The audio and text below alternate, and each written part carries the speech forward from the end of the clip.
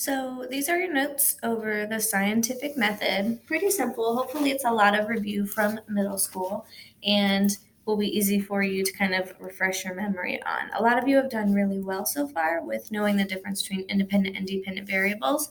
So we're just making sure that we have all of the other information for you just super fresh in your memory. Remember that science is just the study of something. It's figuring out the world around you. That's what the goal of science is. Um, we're specifically looking at biology, which is the study of life. So everything we look at here will be living things. In middle school, you did a lot of chemistry and physics, a lot of different things. So now we're just looking at what is happening with the living world. So a biologist, again, is specializing in studying life, and you're going to act as biologist here in this class. The scientific method, remember, is a logical problem solving technique. It's a way to answer scientific questions. So, a lot of times, scientists uh, observe something happening and they come up with a question as to why that's happening. And the scientific method is a way to test that question. The scientific method is broken up into different steps.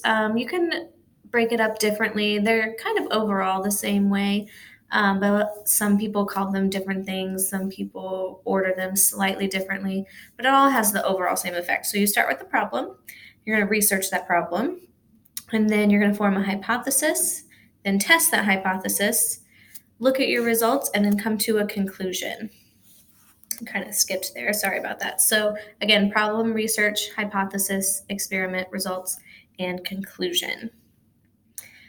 When you come up with your observations, you want to make sure that you're you're looking at a visible fact, that you're not just making some sort of opinion or an inference. Say you're looking at, in this next example, you're looking at a person who is, let me get to it. You're looking at this example here. So in this example, you have two scientists, right? That's an observation. There are two scientists. Another observation is that one scientist is holding a bag. The other scientist is looking at a missile. Then an inference would be that that scientist is going to pop that bag and scare the scientist, but we don't know that he's doing that for sure. Maybe he's just really excited about the lunch that he packed today, so he threw his arms up really fast. Same thing here. This person is lying down on the ground and there's a fish bowl. We can see that those are two observations. We can see that there's a sun. We can see that he's wearing shorts. Those are observations, but the inference is that he's dead. I mean, he could have just passed out. He could just be dehydrated. Maybe he's taking a nap. We're looking at the difference between those inferences and those observations. When you come up with your purpose for your experiment, it's probably going to lead to questions, which lead to a problem statement. So a lot of times we'll have you write a question or a problem statement in a lab. For example, does the drop height affect the bounce height of a super ball? Our variables in that experiment would be anything that can change in your experiment. They can be dependent or independent, which you guys, again, have been very good at identifying. So just to reiterate, an independent variable is something that you're going to change or manipulate whatever you're changing in the experiment. And the dependent variable is what you're measuring. So, for example, in our independent variable, does this drop height affect the bounce height of the super ball? The drop height would be the independent variable because it is what you are changing in the experiment. In that same experiment, you have the dependent variable, which would be the height of the super ball, because that's what you're actually measuring. You're going to measure how high the super ball goes. And a hypothesis. This doesn't have that on there, but again, remember that we always do if, then, because. So you want to make sure that you are explaining why you feel something is happening. If I do this, then this will happen because. So just like the example at the bottom, it says if the super ball is dropped from increasing heights, then the bounce heights will also increase because of added acceleration.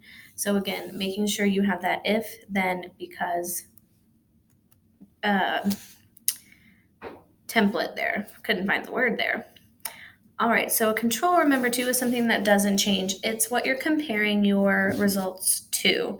So for example, the super ball is the control in our experiment. The actual super ball is not changing, just the height. If you change the type of super ball and the height, then you're adding in two variables, and now you don't have a valid experiment because you're testing two things at the same time.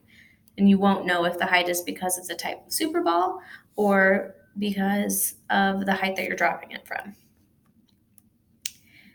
Hypothesis, just to reiterate, is not a guess. It's based on research. So you want to make sure you're looking at reliable sources and doing background research before you create a hypothesis. They're not just guesses, they are based on research. So they're an inference about what you think is going to happen based on background research. When you do an experiment, that's just our way to collect data. So again, it has an independent and a dependent variable, and they're planned out in advance in order to test something. So you want to plan out your experiment before you test it. After you have gone through your experiment, you have your analysis and conclusion. So you are analyzing your qualitative and quantitative data, making sure that you remember that quantitative data is numbers. Qualitative data is a description. So you're looking at the quality of something versus the quantity of something. And your conclusion will always present the finding of your experiment, whether you support your hypothesis or your hypothesis is not supported. It's okay to have not supported hypotheses. There really are no wrong results. You just have new hypotheses. So if your hypothesis is not supported, then it's okay. It's fine for your hypothesis to not be supported. Then you just form a new hypothesis and you test again. So, the scientific method is not the only way to come up with things, but it is the most often used by scientists to come up with answers for different questions that we have. It's a great way to recreate experiments that have already been done, and it's a great way to form a learning process in order to come up with explanations for everyday situations.